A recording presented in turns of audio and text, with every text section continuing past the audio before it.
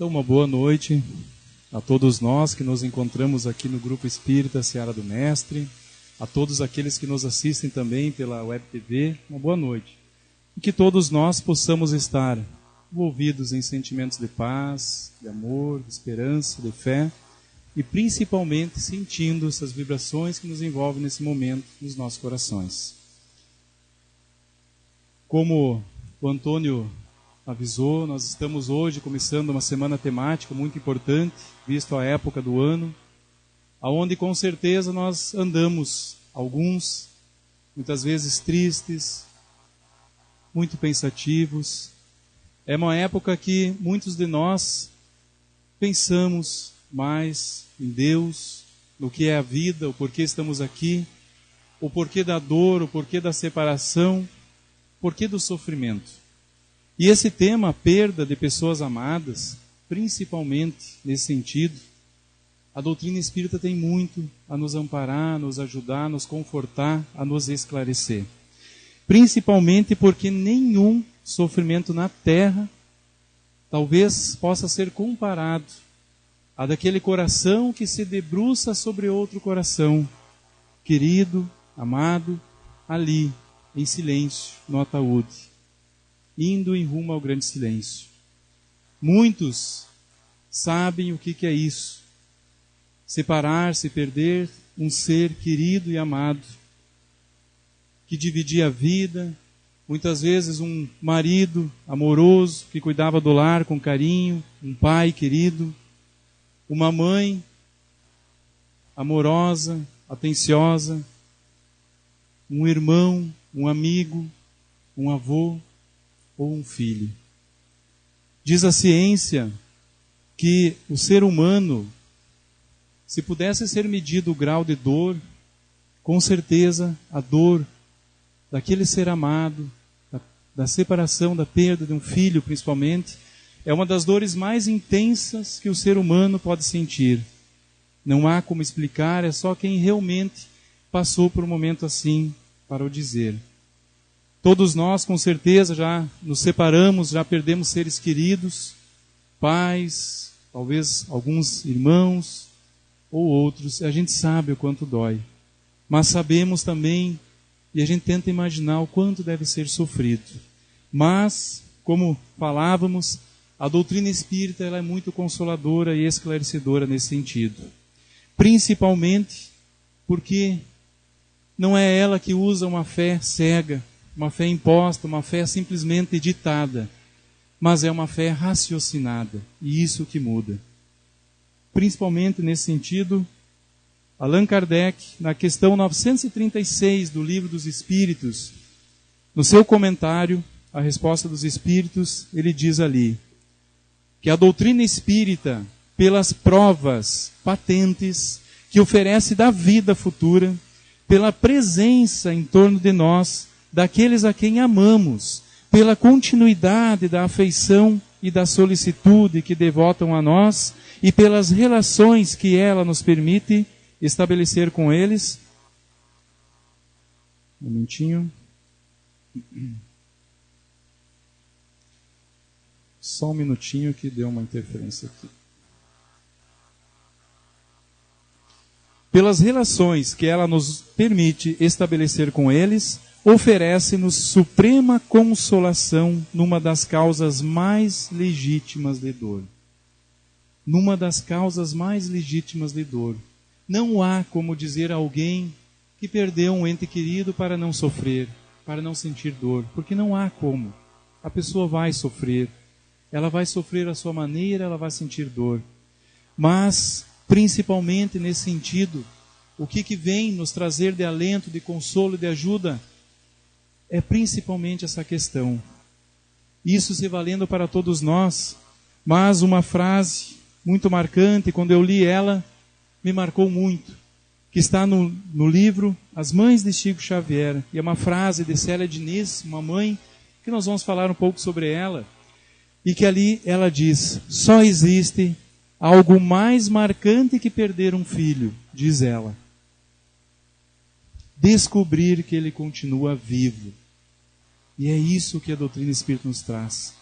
Allan Kardec, quando codificou e organizou todas as mensagens dos Espíritos, todo o seu estudo, toda a sua pesquisa, ele focou muito nisso. Preparou toda uma temática, todo um tema, todo um estudo baseado, científico, nos provando que a vida continua.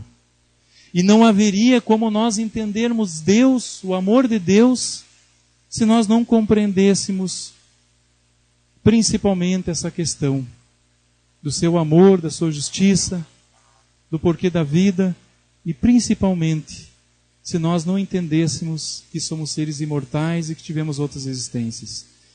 Porque nós temos o hábito de olhar esta vida e analisá-la e julgá-la e entendê-la culpando a Deus, culpando o ser, culpando o mundo, culpando as pessoas, culpando a nós mesmos, apenas pelo julgamento de que estamos aqui no momento do nascimento até o momento do túmulo. Nós olhamos a vida apenas por esse aspecto, e é um grande erro nosso. Nós somos seres imortais que temos muitas existências, e esse é apenas um pequeno momento, um pequeno estágio da nossa vida imortal que estamos nesse momento vivendo. Então, se alguém retorna um pouco antes ou um pouco depois, todos vamos retornar. Aqui é um momento de aprendizado. Aprendizado para quem vai e aprendizado para aqueles que aqui ficam. Porque estamos aqui para aprender. Porque se não precisássemos mais aprender, não precisássemos mais evoluir, nós não precisaríamos mais estar num mundo que é tido como um mundo no universo ainda de provas e expiações, um mundo de sofrimento, onde não há um ser humano que não passe por um momento de dor e sofrimento aqui onde estamos. Então nós precisamos olhar a vida nesse aspecto, nesse sentido. E é isso que os Espíritos nos trazem, é isso que a doutrina espírita nos traz, através do seu estudo, através do seu aprofundamento, quando nós olhamos e analisamos e a estudamos, nós vamos ver que somos seres em aprendizado aqui, por um momento. E isso nos ajuda a entender a vida, a enfrentar esses momentos difíceis que todos passamos, estamos passando ou ainda vamos passar. Então, como eu falei, neste livro, um livro muito bonito, nós sabemos que há muitas histórias reais, muitos livros, muitas histórias publicadas, mas eu trouxe uma história de há pouco tempo, contada nesse livro, As Mães de Chico Xavier, por essa mãe, que ela marca muito pelo seu conteúdo. E diz assim, um dos comentários de Célia Diniz: só amando a Deus você consegue entregar 2 filhos de volta, sem que essa dor destrua você e sem que você atrapalhe o seu filho do lado de lá. Atrapalhar o filho do lado de lá. Nós vamos também falar um pouco sobre isso. Será que é possível a gente prejudicar alguém que está no lado de lá pela nossa atitude aqui? Nós vamos ver. E ela nos conta a sua história, começando principalmente onde nós vamos focar, nesse menino lindo que aparece na imagem, na foto, retirada do livro, chamado carinhosamente de Tetel. A época dessa foto, a época que aconteceu, aonde começou a sua história, ele tinha 3 aninhos de idade. Imagine uma criança de 3 anos de idade. Eu tenho uma filhinha de 2 anos e 3 meses, e é uma felicidade. A gente tem sonhos para ela, e você vê aquela criança em comunicação a todo momento com o mundo, com as pessoas, nas descobertas, no amor, no carinho, e ninguém imagina separar-se de um filho aos 3 aninhos de idade. Se já é difícil de alguém, talvez um filho, um ente querido mais adulto, imagine para uma mãe separar-se de um filho de 3 anos. Mas ela, corajosa, conta a sua história, de como a doutrina espírita ajudou, de como ela encontrou consolo nesse tema, nesse assunto tão delicado. E ela relata que era em 1983, quando então ela, depois de alguns dias passar em casa com seu filhinho, pois ela estava de licença, era funcionária pública, e isso dava muitas vezes, de acordo de alguns tempos, ela tirar um período de licença, ela decide, antes do filho ir para a escolinha, ela passar uns dias com ele em casa, aproveitando, como que já intuitivamente percebendo algo. E ela fica então alguns dias, curte muito ele, a família. E então chega o dia, a semana que ele começaria a ir para a escolinha. Então ele é levado todos os dias. E numa das tardes, a babá que cuidava dele, que lá onde eles moravam em Minas, muito quente, como o nosso verão aqui, era de hábito, ao final da tarde, no meio da tarde, muitas vezes a babá levar o filho, aquele quem ela cuidava, para dar uma volta de bicicleta, tomar um sorvete, ir numa praça. E numa dessas tardes a babá sai, chamada Cota, a menina de 16 anos, vai com o Tetel então dar uma voltinha de bicicleta. A bicicleta tinha aquele banquinho, ela ajeita ele ali e sai dar uma voltinha. Chegam na sorveteria, descem, tomam um sorvetinho. E quando ele vai subir na bicicleta, ele cai, se desequilibra e cai. E um tombo bobo. Cai e bate a cabecinha na calçada. Ela leva ele para o pronto-socorro, ele toma 2 pontinhos. O médico libera, porque até então não parecia ser nada grave. Mas à noite, ele começa a se queixar muito de dores fortes na cabeça. Tem uma convulsão e os pais levam ele correndo para o hospital. Ele vai para a sala de atendimento, é encaminhado à sala de cirurgia e não sai mais da sala de cirurgia, encarnado. O choque é muito grande. A mãe conta que é como se ela se sentisse esmagada, se o mundo a esmagasse. Ela não acreditava naquilo. O pai trabalhava muito, então ele muitas vezes não tinha tempo de passar, começa a se culpar porque não estava, porque do trabalho, e cria-se toda aquela situação muito triste. E ela então buscando respostas na vida, buscando entender o porquê da dor, porque então ela não queria se revoltar com Deus. Ela acreditava em Deus. E ela não queria criar a revolta nela. E ela começa a procurar respostas. Começa a assistir palestras espíritas e vai em busca, à época então, de Chico Xavier. Que nós sabemos da grande missão de Chico, do amparo, do consolo a tantas mães que ele trazia.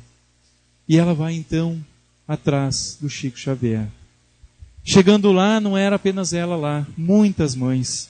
E as mães de Chico, como eram assim chamadas e conhecidas, que eram aquelas mães que perdiam filhos, ou familiares que perdiam entes queridos, que iam em busca de uma mensagem de consolo, elas eram muitas. Havia muitas que chegavam em ônibus lotados, organizando caravanas de regiões, e lá lotavam a casa onde o Chico trabalhava humildemente e ajudava.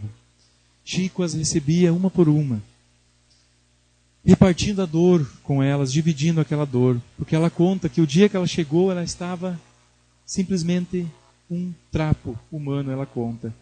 E quando o Chico viu, percebeu e foi ao encontro dela, eles não se conheciam, e ela disse: Chico, eu perdi meu filho. E ele abraçou-a com tanto carinho, com tanto amor, chorando com ela, talvez com a mesma intensidade que ela chorava, porque ele estava dividindo aquele sofrimento, que ela disse que foi como se ela, naquele momento, ela deixasse metade da dor que ela sentia para o Chico, porque ele literalmente dividiu a dor com ela. E então ela passou a vir, assistir às palestras, escutando sobre a consolação, a esperança, vendo outras mães receberem cartas, e na esperança de um dia, quem sabe, o filhinho amado mandar uma carta para ela. Depois de algum tempo, ela está lá, e o Chico, após receber algumas mensagens, pega uma carta na mão e começa a lê-la. Eu vou ler ela rapidamente, porque ela demonstra principalmente o consolo para todos nós. E é uma carta que cada um que tem um ente querido agarre para si, porque é como se esse ser estivesse trazendo ela para nós. E ele diz assim: querido papai Aguinaldinho e querida mamãe Célia com vovó Lia, sou eu, o Tetel, e estou aqui com meu avô Lico e com minha tia Gilda. Vovô me auxilia a escrever porque estou aprendendo. Estou vendo tia Lé e nosso amigo Sérgio. E vovô me diz que um menino educado não deve esquecer os amigos. Eles estavam lá presentes naquele momento. Papai, Aguinaldinho e mamãe Célia, venho pedir para não chorarem tanto por mim. Mamãe, eu já estava doente quando falava e brincava com a cota. Depois bati com a cabeça no chão, mas fiquei forte. Mas a cabeça ficou pesada, e você lembra a noite em que chorei com a cabeça doendo. Vi que papai ficou assustado e depois lembro-me que saí carregado do quarto. Depois nada mais vi. Ficou tudo tão escuro. Depois ouvi papai me chamar. Meu filho, meu filho. Quis responder, mas não consegui. Acho que dormi muito. Quando acordei, estava perto de mim a moça que me pedia para não chorar e chamar a ela minha tia Gilda. Depois, o vovô Lico veio ao lugar onde eu estava e comecei a chorar pedindo a ele para me levar para casa. Ele me abraçou e me disse, Rangel, você não é um rapaz da moleza. Não chore assim, pois estamos em casa. Procurei obedecer, mas estava com muitas saudades de Aguinaldinho e Mariana, do papai, da mamãe, da Cota, da vovó Lia, da vovó Dite, do vovô Totone, da tia Lé, do tio Neca e da tia Maria. Mas não queria falar nisso porque o meu avô e a minha tia se mostravam tão bons para mim. Muitos dias se passaram e vovô Lico me levou lá em casa. Papai, você estava pensando por que não me havia levado nos passeios com meus irmãozinhos? E chorava. Expliquei que era muito doente e que você e mamãe não podiam sair sempre comigo. Não chore mais, meu pai, pensando que eu ficasse triste. Eu ficava sempre alegre e esperando. Aqui, vovô Lico me disse que eu não fui para nossa casa para ficar muito tempo e que minha cabeça não me permitia passear muito. Estou dizendo isso para o papai e a mamãe não ficarem preocupados. Papai Aguinaldo, o vovô Lico pede para você não desanimar com o serviço e não deixe a tia Bete desmarcar as consultas. Papai, se eu estivesse aí com a boca doente, você me trataria, pois os meninos e a gente grande que o procuram, conforme penso hoje, são como eu mesmo. Já vi você falando com a vovó Dite que está desanimado. Não fique assim, eu estou vivo e vou crescer. Estou aprendendo a escrever só para dizer ao seu carinho e ao carinho da mamãe que não morri. Vou aprender muitas coisas e muitas lições para saber escrever melhor. Mas já estou mais adiantado do que Mariana e creio que Aguinaldinho ficará satisfeito. Papai e mamãe, vovó Lia e tia Lé, não posso escrever mais, porque fiquei cansado de fazer letras. Mas quando eu puder, voltarei. Estou com muitas saudades. E isso o vovô Lico me diz que posso escrever. Muitos abraços para os meus irmãos e digo a eles que o Tetel não desapareceu. Mamãe Célia, estou feliz com a fé que as suas preces me oferecem. Papai Aguinaldo, peço para que o seu coração esteja sorrindo. Vovó Lia abraçará todos por mim. E para meu pai e minha mãezinha, muitos beijos do filho que lhes pede a bênção, Tetel. Chico não a conhecia plenamente para descrever tantos detalhes. A carta, com tantos detalhes pessoais, ricos, demonstra que era realmente de Tetel, do menino, consolando a mãe, e assim muitos recebiam cartas semelhantes que consolavam as aflições. E a vida continua. Célia, após isso, tomou outro rumo. Mais tarde, em outro momento, com a filha já grande, aos 21 anos de idade, desencarna também a sua outra filha.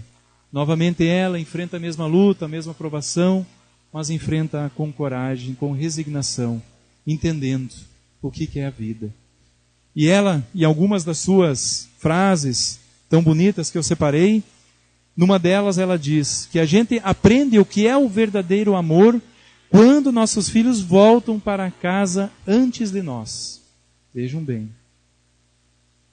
Diz ela em outra frase: o mesmo amor que me fazia sentir tanta saudade, sofrer tanto, era o amor que me fazia soerguer, levantar, levar a vida em frente, porque eu sabia que a morte não mata o amor que nos une aos nossos filhos, e eles precisam da nossa força, eles precisam de nós.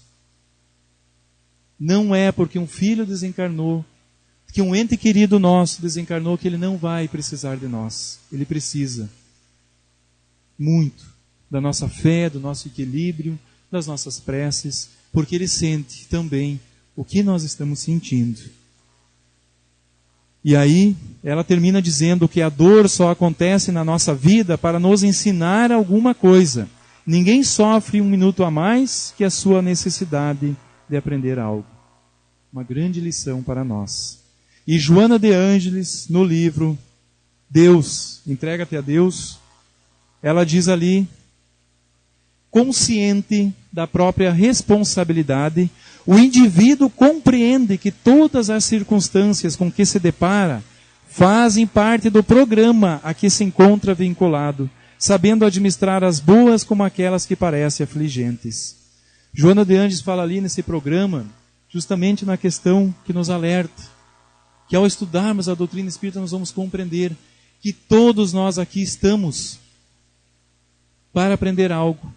Passamos por um programa reencarnatório, um estudo aprofundado das nossas existências, um estudo onde nós ali compartilhamos com os nossos mentores espirituais, antes de reencarnar, as situações que passaríamos nessa existência para o nosso aprendizado. Dentre delas, muitas provas, muitas expiações, muitas situações de aprendizado aprofundado. Sabíamos ali também que em alguns momentos talvez enfrentaríamos dores nesse patamar. De que seres queridos retornariam antes de nós porque eles não precisavam ficar tanto tempo aqui neste mundo, sofrendo no mundo de provas e expiações. Talvez muitos não aceitamos nesse momento, não aceitávamos naquele instante tudo isso, por tantas situações que às vezes nós passamos. E nós sabemos que em muitos casos nós pedimos provas, talvez até tão marcantes e tão difíceis também, justamente para provar a Deus o quanto nós o amamos, a nossa fé, ao não se revoltar diante de uma situação dessa. Em outras circunstâncias, sabemos também que há também nesses programas reencarnatórios as situações tidas como expiações, casos que são necessários para nós resgatar situações difíceis, que envolvem sofrimentos, superações, dificuldades, aonde nós resgatamos situações do passado, envolvendo a nós, envolvendo a família, envolvendo aqueles que amamos, envolvendo as nossas vidas. Mas em todos os momentos há uma explicação, há um porquê da dor. E nesse sentido a doutrina espírita nos explica tão bem o porquê da vida, o porquê da existência, o porquê do sofrimento. Há também um fator muito importante voltado para a questão da revolta, que a gente precisa falar também, que está também na questão 936, e Kardec aborda, ao perguntar aos espíritos superiores, preocupado com essa questão, principalmente essas questões elas vão ser mais aprofundadas também amanhã com a palestra da Cláudia, que vai ser muito boa, que vai dar continuidade e fechamento ao assunto, e as demais também. Mas essa questão 936, ela nos fala tão bem, que Kardec pergunta: de que maneira as dores inconsoláveis dos que ficaram na terra, aqui encarnados, afetam os espíritos desencarnados que os provocam? Kardec, já sabendo que afetavam, ele pergunta de que maneira podem prejudicar aqueles que estão lá, e os espíritos respondem: o espírito ele é sensível à lembrança e às saudades daqueles que amou na terra.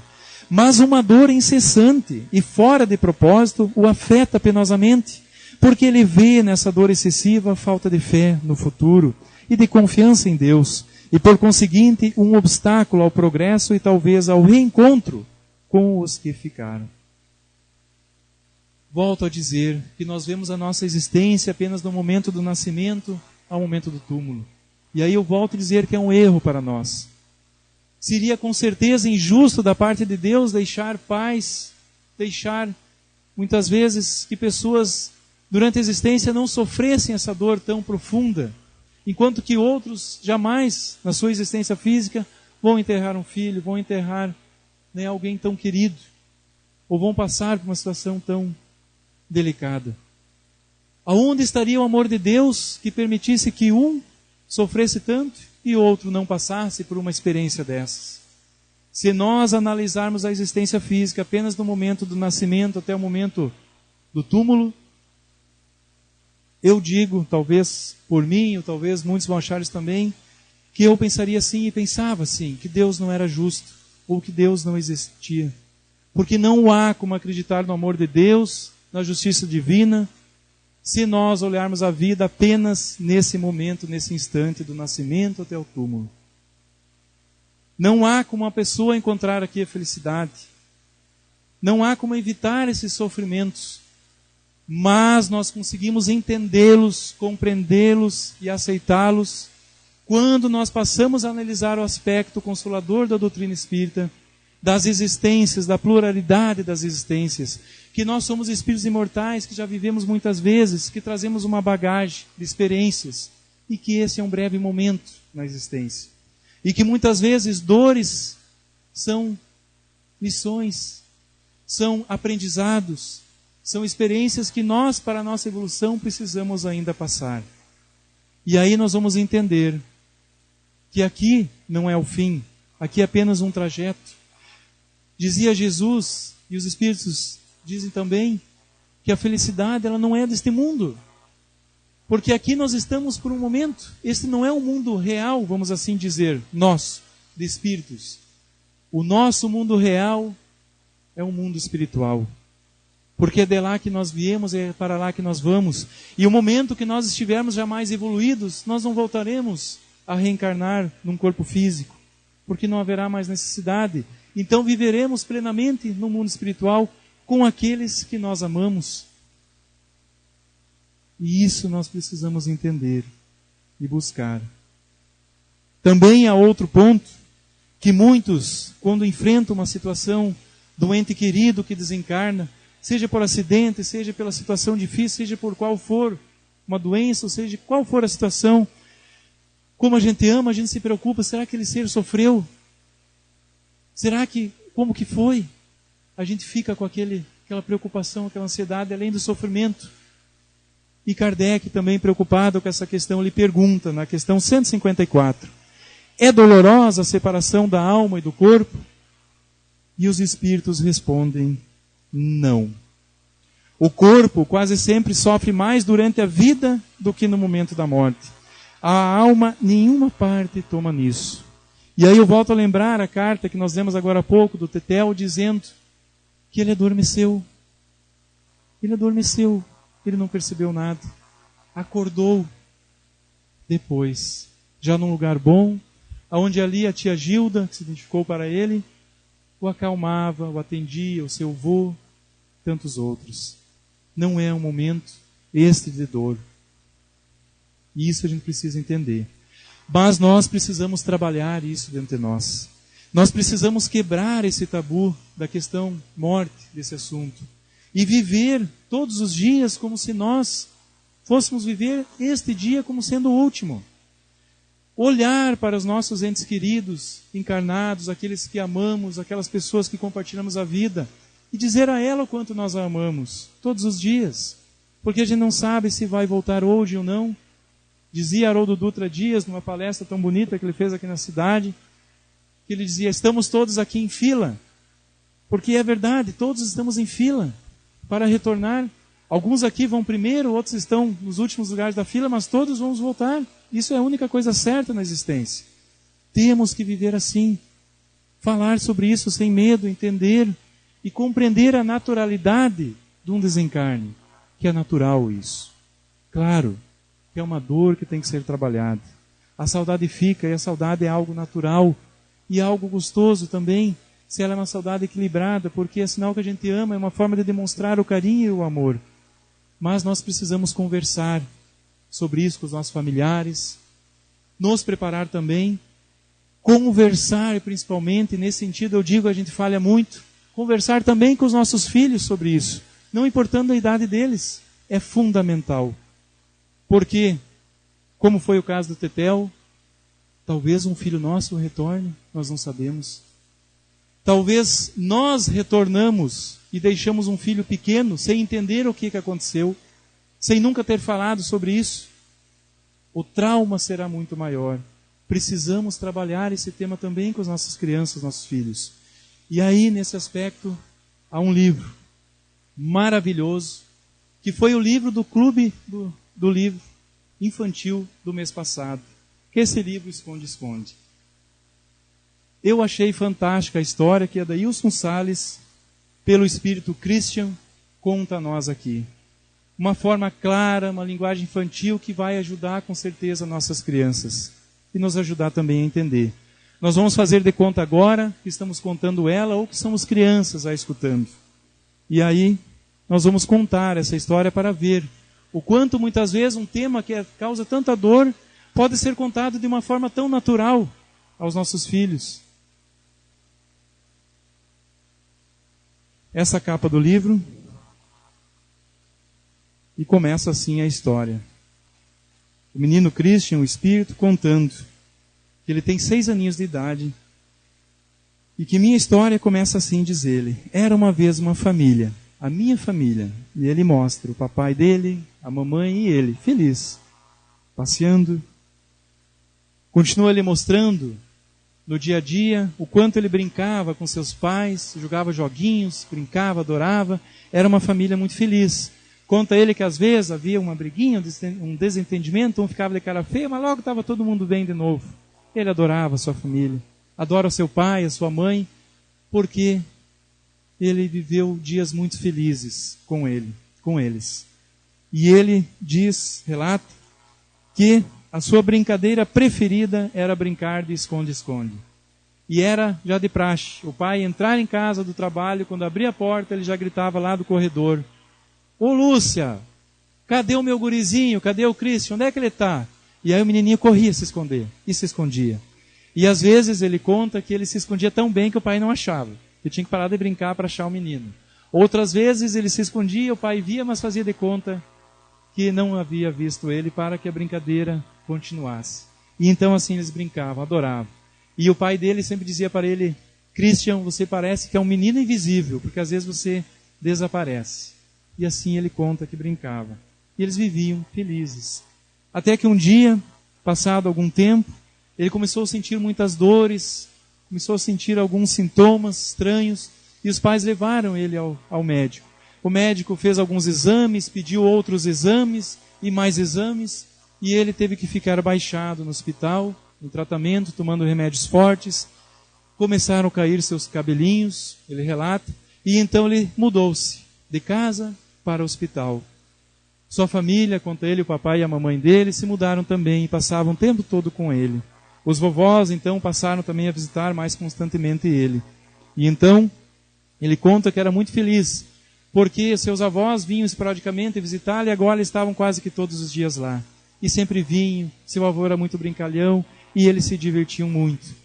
E um dia, conta ele que, para animar, porque ele estava um pouco desanimado, que havia perdido o cabelinho, o papai e o vovô chegam de cabelo raspado, carequinhas também os dois, com 3 bonés iguais, propondo a ele fazer um time onde os 3 eram carequinhas e de boné vermelho. E ele fica bem feliz, riam muito, brincam muito. Mas Christian vai piorando, enfraquecendo, e os pais percebem isso, e ele começa a relatar e conta na história que muitas vezes a mãe saía do quarto para chorar, porque não queria chorar perto dele, não queria passar isso para ele, e ele sentia, ele percebia que ela saía. Mas ele estava ali, fraquinho, não tinha mais forças então, sequer quase para levantar da cama, para sentar na cama. Até que um dia, resumindo um pouco a história, para nós nos prolongarmos, ele percebe uma senhora muito linda entrar no quarto, muito bela, uma enfermeira diferente, que não havia vindo ainda no quarto. E ela convida Christian, vamos dar uma volta? E ele sente uma energia diferente, sente que voltou a força nele de novo. E ele pula da cama e diz: vamos, que faz tempo que eu estou com vontade, mas eu andava fraco. Vamos passear, posso levar a mamãe junto? E ela diz: não, Christian, nesse passeio sua mãe não poderá ir junto agora, mais tarde. Agora vamos apenas nós. Ah, mas ela vai ficar triste, ela está chorando lá no outro quarto. E ela disse: Christian, ela logo ficará bem. Vamos que você vai gostar do passeio. Então, ela o leva e ele chega a um lugar muito lindo. Conta ele. Muito lindo, aonde logo ele esquece aquela situação, porque havia ali muitas crianças esperando ele. E elas brincam muito, e se divertem, muitas brincadeiras diferentes. e titios e titias que cuidam ali também com muito amor e carinho. E logo mais, à medida que ele passa aquele primeiro momento, que ele começa a sentir saudade da mãe e do pai, vêm os seus avós paternos, já então desencarnados, antes dele, vêm visitá-lo e ele os conhece, porque ele ainda não os conhecia. Mas a saudade vai batendo. E aí um dia, já melhor, agora mais equilibrado também, mais adaptado, aquela senhora tão querida o convida e o leva para ver os seus pais. E lá ele fica esperando o papai chegar do trabalho. O papai abre a porta e, como que sentindo algo diferente, ele diz: ô Lúcia, o que será que o Christian está fazendo nesse momento? Será que ele está invisível, brincando com nós? E ali estava ele. Eles decidem então fazer uma prece para o menino. E ele, nesse momento, os abraça, apesar deles não perceberem, mas ele estava ali matando a saudade deles. E assim ele conta a sua história. Essa é a minha história, a história de um menino que gosta de brincar de esconde-esconde. Morrer é ficar invisível aos olhos, escondidinho dentro do coração. E aqui onde estou, eu brinco de esconde-esconde com as saudades da minha família. E um dia iremos nos encontrar. Agora está valendo, pai e mãe. Todas as vezes que sentirem saudades, me procurem dentro do coração. E assim ele termina a história dele, uma história muito bela e bonita. E aí, encerrando a exposição, vamos ler essa última mensagem do livro Sândalo, Eles Prosseguem Vivendo. Também foi um livro que foi parte do livro do Clube do Livro da casa, alguns talvez tenham ele em casa. E diz ali: por maior que seja a sua dor, não se desespere diante da partida daqueles entes amados que eles precederam na grande viagem, pois na verdade a morte não existe. Um dia, mais cedo ou mais tarde, todos nós nos encontraremos na grandeza da vida imortal. Por isso, aceite com serenidade os desígnios de Deus e tenha certeza de que eles, os chamados mortos, prosseguem vivendo e esperando por você. Procure esforçar-se para encontrar resignação, pois o amor vence qualquer distância, por maior que seja. É normal que, cessados os primeiros momentos do impacto que a realidade lhe impôs, se sinta como um órfão, esmagado pela grande dor da saudosa ausência. São justos os seus sentimentos. Entretanto, não deixe que os levem ao descontrole e ao desequilíbrio, pois os chamados mortos também sofrem muito com o destempero de nossas lágrimas. Não pense mais em termos de adeus, mas sim de até logo. E se quiser homenageá-los, ore muito por eles e dedique também algumas horas de seu tempo em benefício dos que mais necessitam de amparo. Em outra dimensão da vida, sentir-se-ão felizes e ditosos ao perceberem seus esforços no aprimoramento e na renovação pessoal. Um dia, todos os homens da terra serão chamados a partir. Pense nesta viagem, procure preparar-se para ela e aquiete, o quanto possa, o seu coração. Assim enfrentará em paz a partida de seus amados. Hoje são eles, amanhã inevitavelmente será você. A vida é feita de partidas e chegadas, de idas e vindas. Assim, o que para uns parece ser a partida, para outros é a chegada. Um dia partimos do mundo espiritual na direção do mundo físico. Noutro partimos daqui para o espiritual, num constante ir e vir, como viajores da imortalidade que somos todos nós. E eu encerro então essa reflexão com esta pequena frase que nos diz assim: analisar a morte é como olhar um veleiro em alto mar. No mesmo instante em que dizemos, já se foi, no mais além, outro alguém dirá feliz, já está chegando. Todos nós temos aqueles também que nos amam, nos esperando, para que no momento que cumprirmos fielmente o nosso plano reencarnatório, e então chegar o momento do retorno natural da nossa existência, nós então possamos retornar felizes. E que possamos ter em nós a certeza de que a morte não existe. que estamos apenas momentaneamente separados, que há como manter este vínculo de amor ainda através da prece, da lembrança, da saudade querida, porque eles também sentem, eles também oram por nós, eles também sentem o que nós sentimos. Que possamos, então, refletir sobre isso e buscar o apoio do Espiritismo, da doutrina espírita, ao estudá-lo profundamente, porque com certeza vamos conseguir, então, criar coragem, força, fé, para prosseguir vivendo em busca da felicidade. Muito obrigado a todos e que possamos ficar em paz.